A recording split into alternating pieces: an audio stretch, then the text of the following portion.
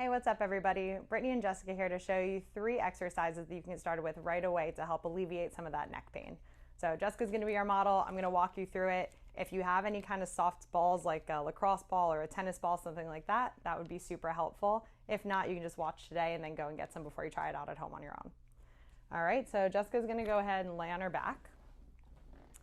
And for this one, I'm going to take the pillow out of the way. Now, she's on a little bit of a soft table, so depending on where you are, if you're on the floor, you might be able to get a little bit more out of the release.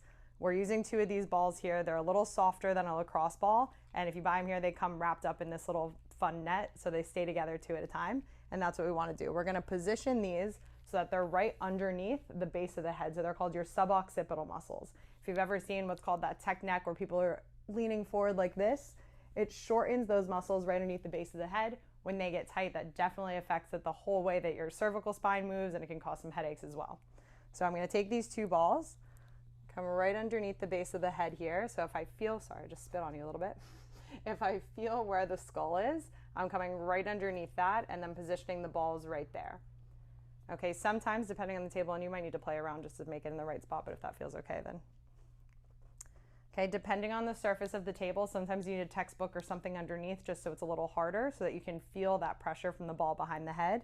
And then basically you just want to you're not going to go into too much of a chin tuck, but you're almost going to move in that direction as it softens up.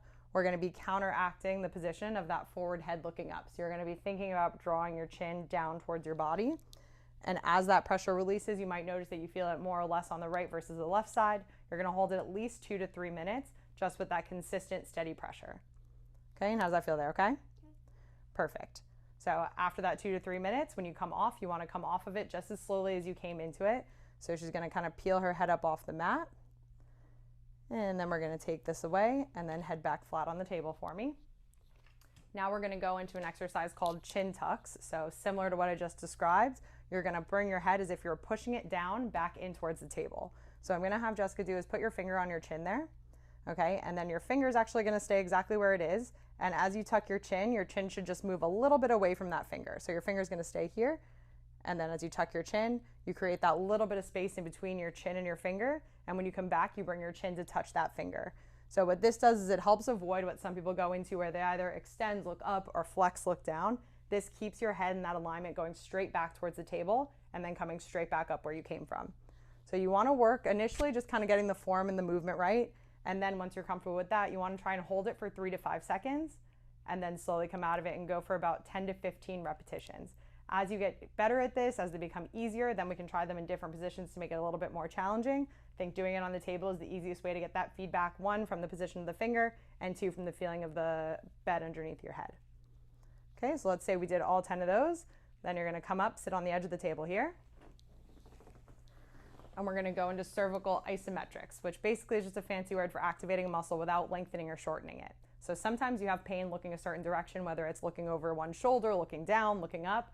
Either way, we're not going to go into that point of pain right now. We're just going to keep the neck in a relatively neutral position and then apply some pressure. So let's say we're doing right side bending. Jessica's going to use her right hand to put on the right side of her head, and she's going to push just as hard of hand into head as head into hand. So they're working against each other. And it's just a sub-max contraction. She's not going as hard as she can, causing strain in the neck, just enough to activate those muscles. Hold it for a couple seconds, and then soften and relax. And let's go for 3 on this side. So 2 more here. And I know you can't really see her posture from the side, but her posture from the side is really good. She's got like that drawstring pulling the head towards the ceiling. She's not slouched.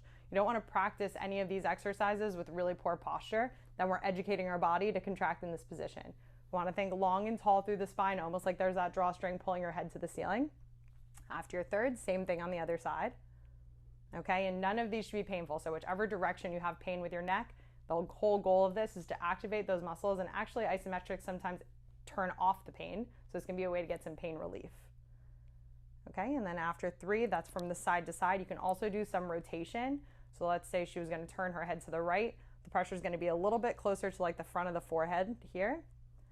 And then she's going to move in that direction as if she were going to turn, but same thing. That hand is giving her pressure in the opposite direction, so they're working against each other, but not aggressively, just enough to get those muscles activated. So let's try for 3 on this side and then 3 on the other side as well.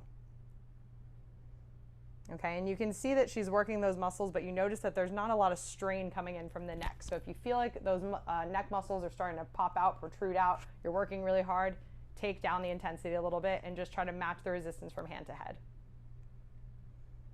Okay, so these are just 3 super basic exercises you can go ahead and get started with at home, alleviate some of that neck pain, start to initiate some muscle activation throughout the neck, and then eventually move through that pain-free range of motion. So give it a try, guys.